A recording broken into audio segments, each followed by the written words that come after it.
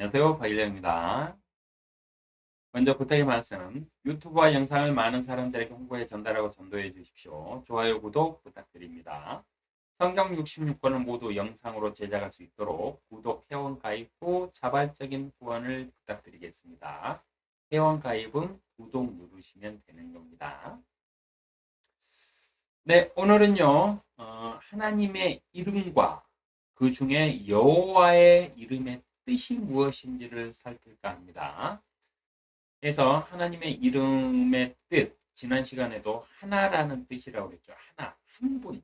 네, 태초에 계신 한 분, 유일하신 분, 이런 뜻입니다. 그래서 개신교에서는 하나님을 유일신으로 믿고 있는 거예요. 네, 이 점들을 하고요. 오늘은 성경에 기록된 하나님의 여호와의 이름의 뜻들을 한번 살펴볼까 합니다. 네. 그리고 그 6장이고요. 하나님의 이름과 여호와의 뜻에 대해서 살펴볼 건데요. 왜 여호와의 뜻이 역사를 주관하시는 분이라는 의미가 있는지 제가 말씀드렸었는데 그 뜻들이 왜 그렇게 해석되는지, 왜 여호와의 뜻이 역사를 주관하시는 하나님이라고 해석되는지 오늘은 그걸 밝혀드립니다. 6장 1절부터 3절, 그때 주께서 모세에게 말씀하시기를 내가 파라오에게 어떻게 행할는지 이제 내가 보리라.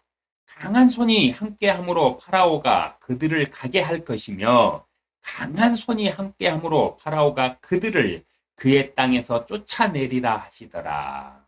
이 말은 하나님 앞에 모세가 지난 시간에 살펴드렸듯이 모세가 엉뚱한 말 하고 와가지고 하나님이 전하라는 말을 보여주라는 이적은 하나도 보여주지도 않고 말도 지 생각대로 전해놓고 하고 나오니까 이스라엘 그 장로들한테 원망을 듣고 하니까 하나님 쫓아와갖고 막 나를 왜 보냈냐고 그러면서 죄인의 행동들을 했었죠. 그렇게 하는 그 모세에게 하나님은 이렇게 말씀하세요. 내가 할게, 내가. 원래부터 네가 하는 게 아니었고 내가 하는 거였어 이놈아. 내가 전하라는 대로 하라는 대로 네가 했어야지. 응? 왜 엉뚱한 짓을 했어? 이거예요 지금.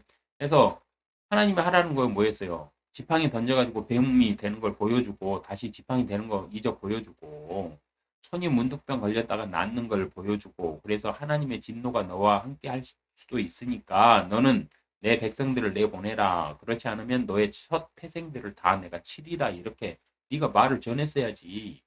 응? 이렇게 따지셔야 되는데 그걸 따지지 않고 사람의 수준을 아니까 하나님은 내가 할게 내가 파라오에게 어떻게 행할는지 이제 네가 볼 것이다. 너가 볼 것이다 이제. 내가 하마. 근데 내가 어떤 하나님인지 너가 보게 될 건데 하면서 시작하시는 거예요. 강한 손이 함께함으로 파라오가 그들을 가게 할 것이며 강한 손이 함께함으로 파라오가 그들을 그의 땅에서 쫓아내리라. 내보내는 게 아니고 아예 쫓아낼 것이다 이래요. 내보내는 거하고 쫓아내는 건 틀리죠. 쫓아내는 거는 질려서 쫓아내보내는 거고 그냥 내보내는 거는 타협해서 그래 너네들 가라 내가 해방시켜주마 하면서 자신의 그 뭐라 할까요? 명예를 드높이면서 내보내는 거잖아요. 근데 파라오는 어디까지 간다? 쫓아내는 단계까지 가는 거예요. 질려가지고 그래 가라 제발 좀 나가다오. 내가 너희 때문에 죽게 생겼다. 이 지경까지 하나님이 몰아붙일 것이다. 왜? 하나님은 미리 말했잖아요. 내가 심판할 것이다. 아브라함에게 약속했잖아요. 내가 그들을 벌한 후에야, 심판한 후에야 큰 재물을 들고 너의 자손들이 해방될 것이다. 나올 것이라고 미리 430년 전에 아니 600년 전에 미리 말씀을 해 놓으셨어요. 하나님께서 모세에게 일러 그에게 말씀하시기를 나는 주라 하면서 자신이 이제 이렇게 할 건데 자신이 이렇게 할 건데 이 일을 행하는 나는 누구다 이거를 모세에게 알려줘요. 이 구절은 연결해서 해석을 하셔야 돼요. 1절에 그때 주께서 모세에게 말씀하시기를 내가 파라오에게 어떻게 행할는지 이제 너가 보리라. 강한 손이 함께함으로 파라오가 그들을 가게 할 것이며 강한 손이 함께함으로 파라오가 그들을 그의 땅에서 쫓아내게 되리라 하시더라. 그러면서 하나님이 자신의 이름을 알려주시는데 하나님께서 모세에게 그에게 말씀하시기를 나는 주라. 주라는 모든 것의 주인이라는 뜻이에요. 나는 주라. 내가 아브람과 이삭과 야곱에게 전능한 하나님의 이름으로 나타났으나 전능한 하나님은 전능하신 창조주를 뜻한다고 풀이해 드렸죠. 전능한 하나님의 이름으로 나타났으나 여호와라는 나의 이름으로는 그들에게 알리지 아니하였느니라고 말씀을 하세요. 그러니까 모세 이전까지 모든 사람들에게는요, 전능한 하나님, 창조주 하나님을 어필을 하셨어요, 하나님이. 나는 창조주다. 내가 너희를 창조했다. 이 세상도 내가 만들었다. 이러면서 창조주 하나님, 그리고 나는 못할 게 없다. 그러면서 전능하신 하나님, 창조의 하나님, 전능하시니까 창조를 하실 수 있는 거잖아요. 네. 전능한 능력이 있으니까 창조가 가능한 거잖아요. 그래서 전능한 하나님이라는 것은 창조주를 말하고 있는 겁니다. 창조하신 하나님, 창조의 능력을 가지신 하나님을 말하고 있는 거예요. 그래서 전능한 하나님을 부를 때는 창조하신 창조주를 생각하시면서 부르셔야만 맞습니다. 그런데 지금까지는 나타내지 않았던 여호와라는 나의 이름으로는 그들에게 알리지 아니하였느니라고 그랬죠. 이 여호와라는 이름을 언제 사용하시고 언제 알려주셨느냐? 하나님이 인간 세상에, 인간 역사에 뭔가를 개입하셔가지고 뭔가를 지금 하시려고 하고 있잖아요. 그래서 뭔가를 주관하시려고 하실 때 사용하신 이름이다 이 뜻이에요. 그래서 여호와라는 이름은 뭐냐면은 역사를 주관하시는 하나님 이 뜻이 된다는 소리예요. 왜? 이 여호와라는 이름을 제일 처음 사용한 게 이때잖아요. 무엇 때문에 이 이름을 알게 했습니까? 내가 파라오에게 이렇게 행할는지 어떻게 행할는지 이제 너가 보리라고 말씀하시면서 나의 강한 손이 함께함으로 하나님이 직접 때리는 게 아니고 너를 통해서 너와 함께함으로 파라오가 그들을 가게 할 것이다. 그래서 내가 너에게 능력을 줘서 너로 이 역사를 이끌 수 있도록 이제부터는 내가 관여를 직접 하겠다 이 소리예요. 그래서 역사를 직접 주관하실 때 쓰는 이름이 여호와라는 이름의 뜻이 되는 겁니다. 여호와의 이름이에요. 그래서 여호와라는 이름의 뜻은 역사를 주관하시는 하나님. 그러나 역사를 주관하실 때도 하나님이 직접 하신다? 아니요. 사람을 통해서 하세요. 모세를 통해서 해요. 그래서 강한 손이 함께함으로 누구와 함께하느냐? 모세 너와 함께함으로예요. 파라오가 그들을 가게 할 것이며 강한 손이 함께함으로 파라오가 그들을 그의 땅에서 쫓아내리라 하시더라. 하면서 이 일을 행할 때 쓰신 이름이 무엇이다? 여호와라는 이름이에요. 그 전에는 전능하신 하나님이라고 그랬어요. 주로다. 모든 만물의 생명들의 주인이니까 주로다. 내가 너희들의 주인이다. 자신을 이렇게 밝히면서 이런 일을 행할 때 나의 이름은 무엇이다? 여호와다. 여호와라는 이름을 나는 사용한다 이거예요. 그래서 하나님의 이름의 뜻을 카톨릭에서는 야훼라고 말하고요. 개신교에서는 여호와라고 부르지만 성경적으로는요. 하나님 이것이 하나님의 이름이다. 성경적으로는 하나님이 하나님의 이름이에요. 하나님은 그냥 하나님이에요. 하나님의 뜻이 뭐라고요? 님은 의존 명사라고 그랬죠. 그래서 님자를 빼면 하나 이 뜻이에요. 한 분 이 뜻이라고 그랬죠. 우리 은행이나 어디 가면은 그 일령님 이렇게 부를 때 그 사람을 존칭하기 위해서 높여서 부를 때 님자를 부르잖아요. 그러니까 그거는 이름이 아니니까 님자는 빼고 원래 제 이름은 일령이에요. 일령. 그러니까 하나님의 이름도 똑같아요. 하나님에서 님자를 빼. 그러면 하나 이 뜻이에요. 그러니까 최초의 하나, 한 분뿐이신 분이다. 나는 하나고 나는 유일하다. 다른 이가 없다. 그래서 성경 곳곳에 다른 이가 없나니 이런 구절들이 나와요. 다른 이가 없어요. 하나님밖에.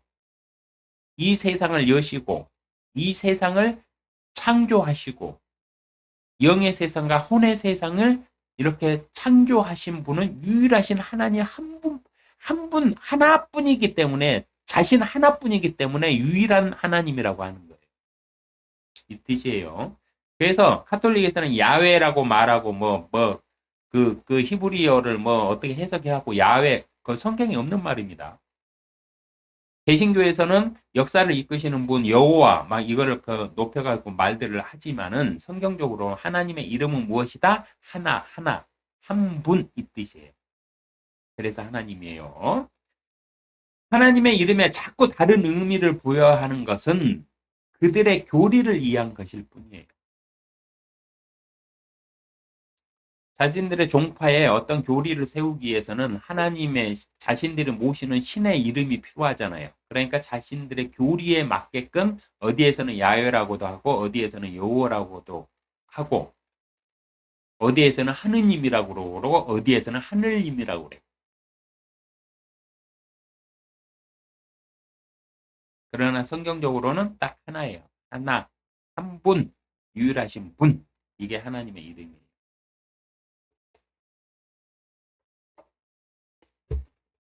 하나님은 그냥 하나님이십니다.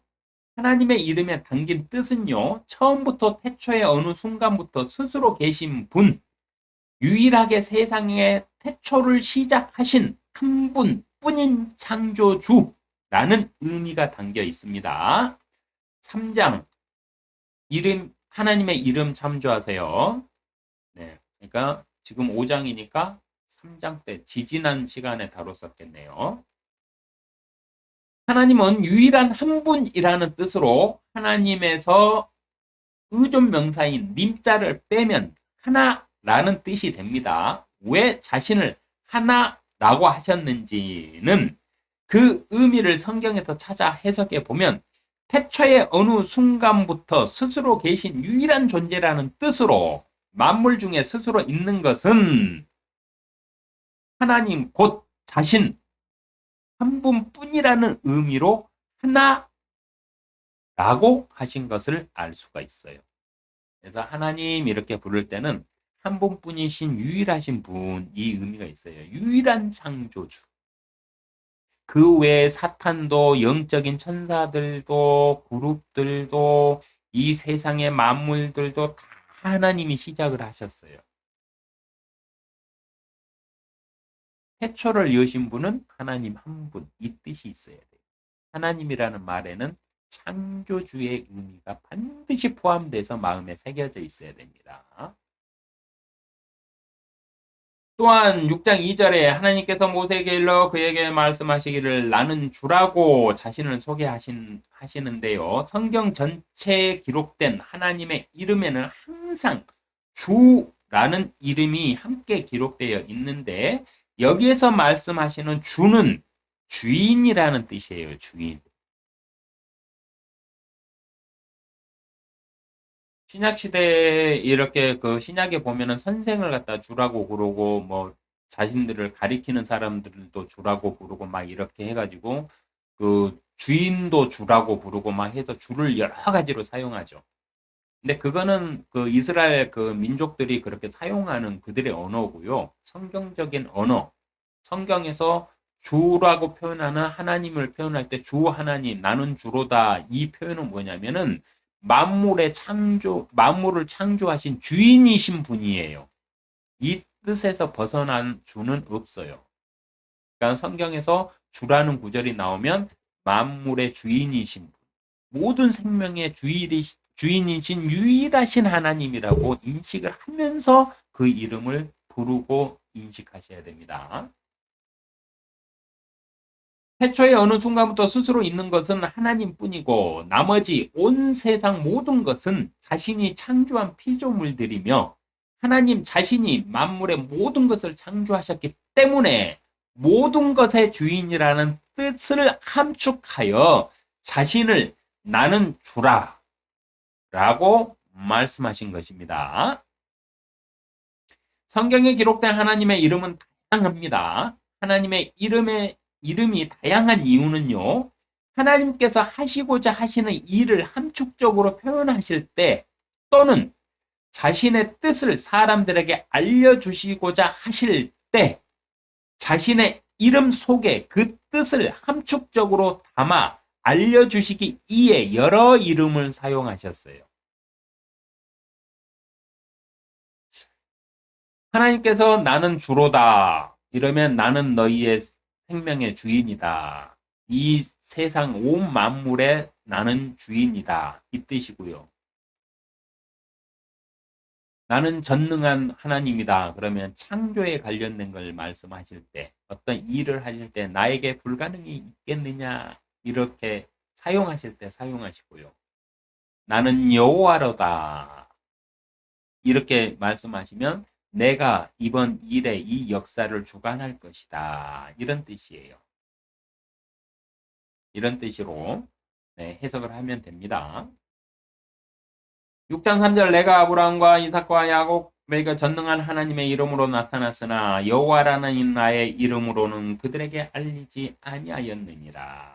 아브라함과 이삭과 야곱에게 알려주신 하나님의 이름에는 전능한이라는 뜻이 포함되어 있습니다. 전능한.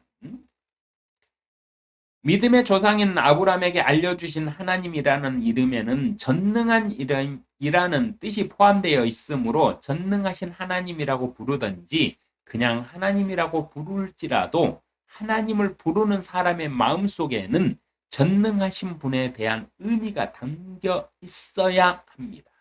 또한 아브라함과 이삭과 야곱의 하나님이라는 구절이 나오면 전능한이라는 뜻을 생각하며 읽으면 하나님의 일이 그 의미와 뜻이 명확해지기도 합니다.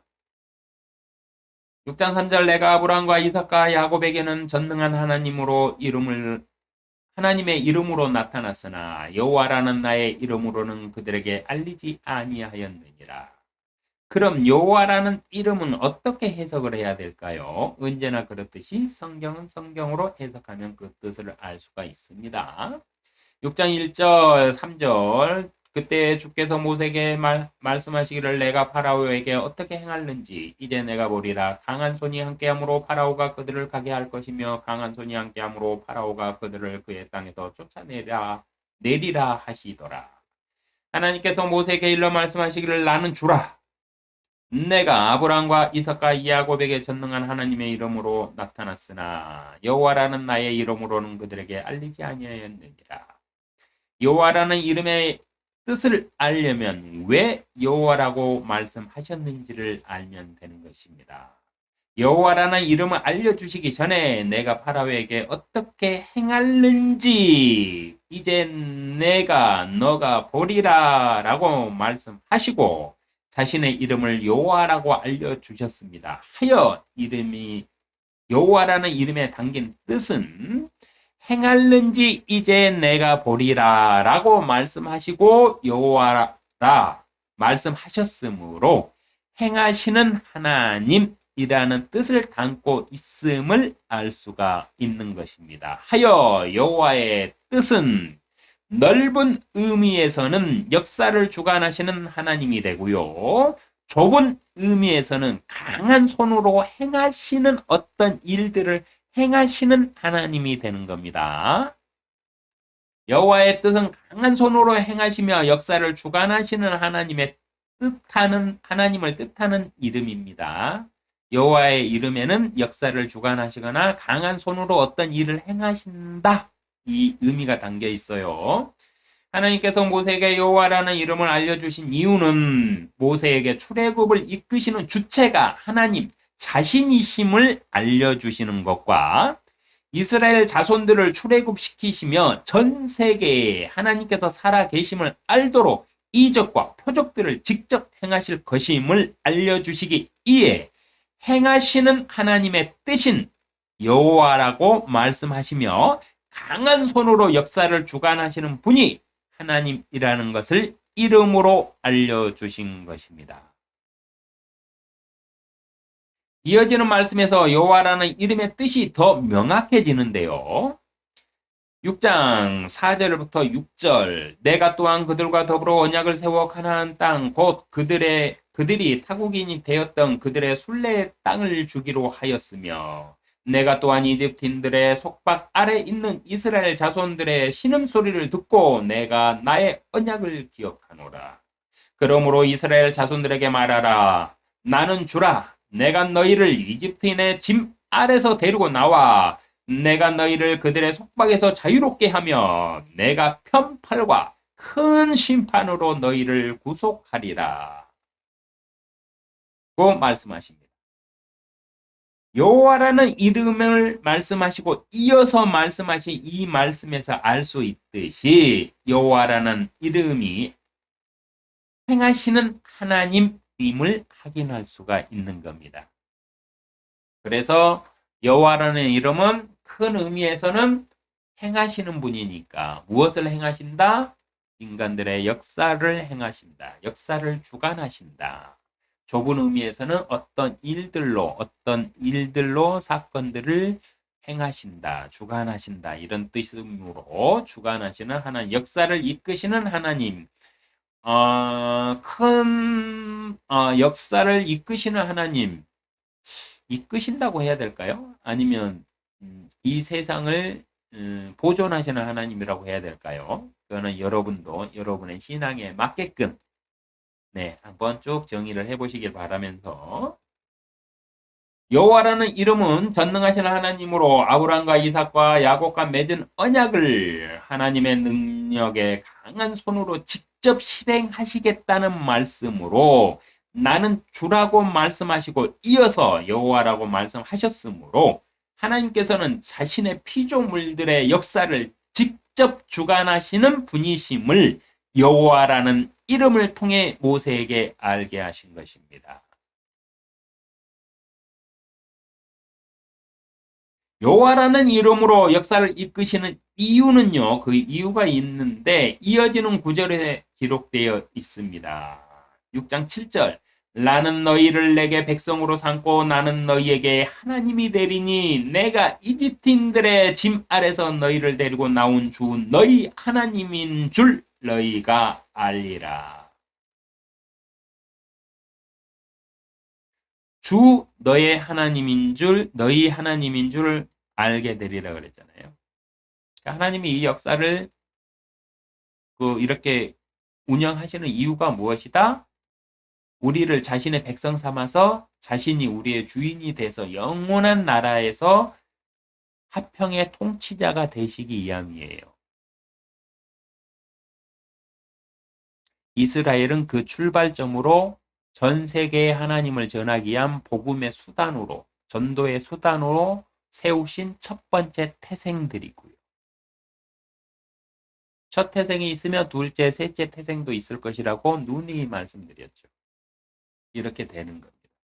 모든 성경은 종합적으로 이렇게 읽고 짝을 찾다 보면 이렇게 아기가 맞아떨어져요. 나는 너희를 내게 백성으로 삼고 나는 너희에게 하나님이 되리니 라는 이 말씀은 성경의 모든 것이며 성경이 말하는 결론의 전부이며 하나님의 뜻의 전부입니다.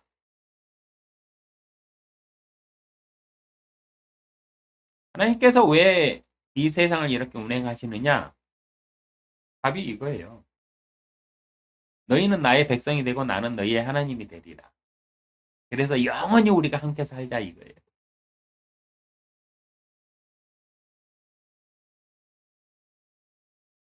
그러면서 예수님으로 오신 하나님은 종이었던 우리를 갖다가 어떻게 해요? 친구 삼아 주시고 자녀 삼아 주셔. 자녀 삼아 주셔가지고 우리를 하나님은 신격으로 죽을 수밖에 없는 죄인들인 우리를 인격적으로 대우해 주세요. 무엇을 위해서? 함께 살기 위해서. 이게 성경의 결론입니다. 성경의 모든 것입니다. 성경의 모든 교리예요. 누구는 구원받고 누구는 구원 안 받고 구원받을 사람이 정해졌다? 다 개소리예요.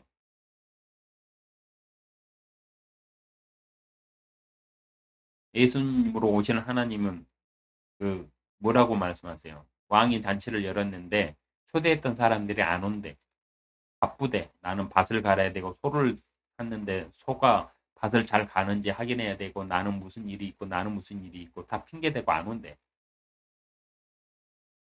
그러니까 어떻게 해요? 종들 시켜갖고 길거리에 나가가지고 누구라도 다 데리고 와라. 오고자 하는 자는 누구라도 뭐 신분 고하 막론하고 무조건 다 오고 싶다는 놈은 다 데리고 와라 이러잖아요.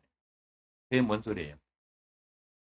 14만 4천 명이 아니고 구원을 받고자 하는 모든 자는 내가 다 구원시켜주마 이 소리예요. 왜? 영원한 세상에 하나님은 부모와 같은 하나님이 되고 모든 사람들은 자신의 백성 삼아서 자녀와 같이 부모와 자식과 같이 함께 영원히 살자 이 소리. 이게 성경의 전부입니다. 이 과정에 다양한 사건들을 기록해 주신 거예요. 근데 핵심은 뭐냐? 딱 이거예요. 나는 너희에게 하나님이 되고 너희는 나에게 백성이 되리라. 자녀가 되리라. 딱 이거 하나예요. 이거 하나. 성경의 모든 것은 이걸 위해서 가는 거예요.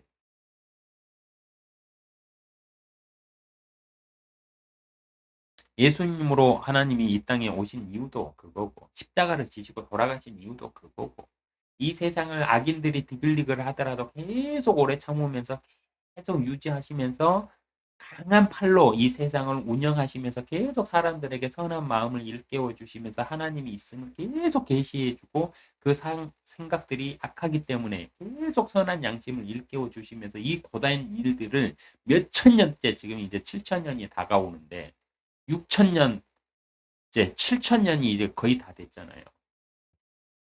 7천 년 동안 하고 계시는 거예요. 왜? 무엇 때문에? 너희는 나의 백성이 되고 나는 너희의 하나님이 되어서 내가 영원히 너희와 함께 살 것이다. 이거예요. 창조 때부터 창조 때부터 지금까지 7천 년의 모든 역사는 이 한 구절의 말씀을 이루시기 위한 하나님의 이대하고 광대한 여정입니다. 한 구절의 말씀을 이루시기 위해. 나는 너희의 하나님이 되고 너희는 나의 자녀들이 되고 나의 백성이 되리라. 그래서 우리가 영원히 함께 살자 이놈들아. 이거예요. 이 일을 위해서 나는 참으면서 내가 할 수 있는 최선을 다하고 있다 이거예요. 이게 얼마나 놀라운 일입니까? 7천 년 동안을 이거를 하고 계세요. 6장 7절 나는 너희를 내게 백성으로 삼고 나는 너희에게 하나님이 되리니 내가 이집트인들의 짐 아래서 너희를 데리고 나온 주 너희의 하나님인 줄 너희가 알리라. 하나님은 이 일을 하고 계신 거예요. 무슨 이름으로? 여호와라는 이름으로. 하나님의 출애굽의 역사는 아직도 끝나지 않았으며 내가 이집트인의 짐 아래서 너희를 데리고 나온 주 너희 하나님인 줄 너희가 알리라는 말씀의 무대가요. 이집트에서 온 세상으로 바뀌었어요. 그리고 목적지는 카나안에서 하나님 나라로 바뀌었을 뿐 지금도 세계 곳곳에서는 하나님의 나라를 향한 출애굽이 성령을 통해 계속 이루어지고 있습니다.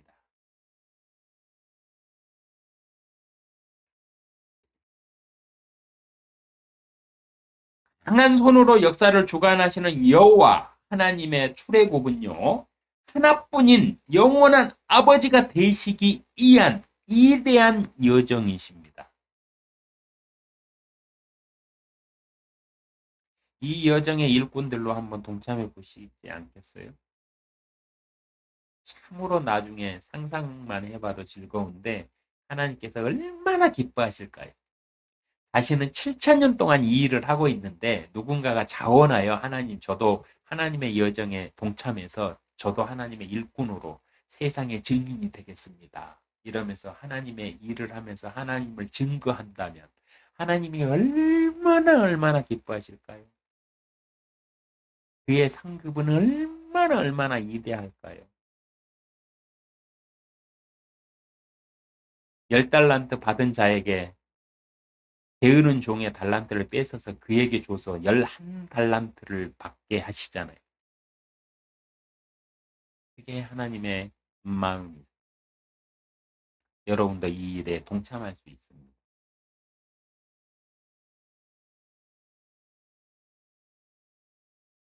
6장 8절 9절에 보면요. 내가 아브람과 이삭과 야곱에게 주기로 맹세한 그 땅으로 너희를 데려가고 또 그것을 너희에게 유업으로 주리니 나는 주라 하시니라. 모세가 이스라엘 자손들에게 그렇게 전하였으나 모세가 하나님께서 하신 말씀을 그렇게 똑같이 전하였는데 그들은 영의 고통과 혹독한 노예 생활로 인하여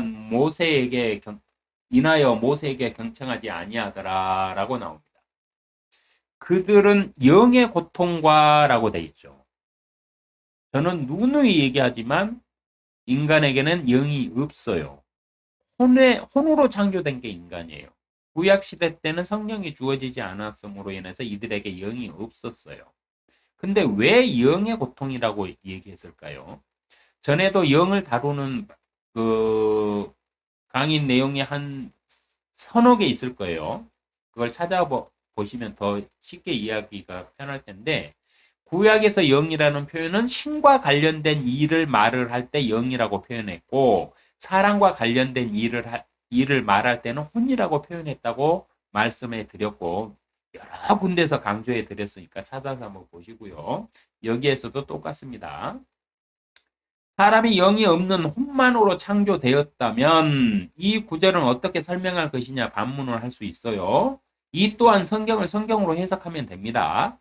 구약에서 영이라는 표현은 신과 관련된 일을 말할 때 영이라는 표현을 하고요. 사랑과 관련된 일에는 혼이라는 표현을 한다고 영혼 6편에서 설명을 해드렸습니다. 찾아서 보시고요.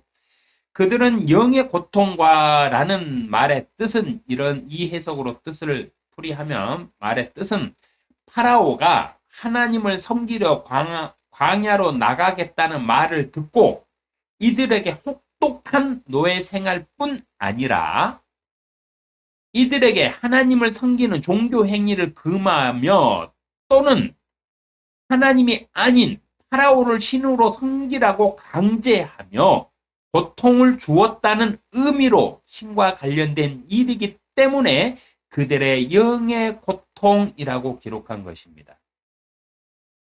성경이 기록되어 있지 않다고 해서 그냥 무시해버리면 안 돼요. 생각을 해보세요. 이들이 하나님을 섬기러 광야로 가겠다고 반기를 들었어요. 그러면 파라오 입장에서는 인구 말살 정책까지 펴는 파라오라면 어떻게 했겠어요? 이 새끼들 봐라. 니네들이 하나님을 믿어? 그래. 알았어. 너네들 나를 신으로 섬겨라. 이러면서 신권을 강요를 했던가 아니면 이집트의 신들을 섬기라고 강요를 했던가. 하나님만 신이냐? 하나님 앞에 뭐를 하러 간다고? 이러면서 신앙에 대한 핍박이 있었을 거라는 거예요. 신앙에 대한 핍박. 이거는 기록되어 있지 않아도 뻔하잖아요. 네. 그래서 그들이 신앙과 관련된 일로 고통 속에 있었다. 이 뜻이 되는 겁니다. 그들이 영의 고통으로 이렇게 기록된 이유가 이거라는 거예요. 6장 10절 12절 주께서 모세에게 일러 말씀하시기를 너는 들어가서 이집트 왕 파라오에게 말하며 그로 자기 땅에서 이스라엘 자손들을 내보내게 하라 하시니 모세가 주 앞에 고하여 말씀드리기를 보소서 이스라엘 자손들도 내게 경청하지 아니하는데 장로들이 와가지고 너 때문에 우리 죽게 생겼다고 원망드렸잖아요. 그러니까 또 이 쪼잔해가 또 그걸 또 하나님께 따져요. 이스라엘 자손들도 내게 경청하지 아니하는데 어떻게 파라오가 할례받지 못한 입술을 지닌 내게 드리까 하더라. 5장 모세의 두려움 편에서 말했던 것처럼 모세는 자신의 잘못을 아직도 깨닫지도 못하며 계속해서 하나님을 원망하고 있습니다. 위대한 선지자 모세가 이러고 있어요. 여러분, 우리에게도 희망이 있어요. 내가 아무리 못나고 내가 아무리 부족해도요. 하나님 앞에서 우리도 모세처럼 될 수 있어요. 모세 보세요. 진짜 쪼잔하잖아 사람이. 이런 사람이 위대한 선지자가 되는 거예요. 하나님의 뜻에 따라 순종하기 시작하면서부터. 여호와라는 이름은요. 하나님의 이름은요. 여호와 하나님의 이름은 6장 7절 나는 너희를 내게 백성으로 삼고 나는 너희에게 하나님이 되리니 이 말씀을 이루시기 위한 위대한 여정의 의미를 담고 있습니다. 여러분. 하나님이 강한 팔로 뭔가를 주관하시고 행하시는 이유 그 모든 것이 무엇 때문이다? 이 한 구절 때문이에요. 나는 너희를 내게 백성으로 삼고 나는 너희에게 하나님이 되리라. 이 한 구절을 이루시기 위해서 이 세상을 아직도 운영하고 계시는 거예요. 사람들의 악한 마음에 선한 양심을 계속 선한 마음을 일깨워서 사람들이 끊임없이 타락하지 않고 하나님을 찾을 수 있도록 계속해서. 근데 그 역사를 무슨 이름으로 주관하신다? 여호와라는 이름으로 주관하고 계시는 겁니다. 그래서 여호와 하나님을 부를 때는 이 의미를 담고 부르셔야 돼요. 이 세상을 강한 손으로 편 팔로 악한 자들에게 선을 일깨우시며 계속해서 행하시는 하나님. 한 사람이라도 더 구원해 보시겠다고 일하시는 하나님. 이 뜻이 담겨 있어요. 여호와의 출애굽은 이집트에서 온 세상으로 가나안에서 하나님의 나라로 바뀌어 성령의 인도하심을 통해 세계 곳곳에서 지금도 계속되고 있습니다. 강한 손으로 역사를 주관하시는 여호와 하나님의 출애굽은 하나뿐인 영원한 아버지가 되기 위한 위대한 여정이십니다. 여러분도 이 여정에 동참하여 나를 하나님의 도구로 들여볼 마음들이 있으십니까? 네, 그런 마음들이 있기를 바라면서 하나뿐인 영원하신 한 분뿐인 영원한 유일하신 아버지 하나님의 화평이 여러분과 함께 하시기를 기도합니다.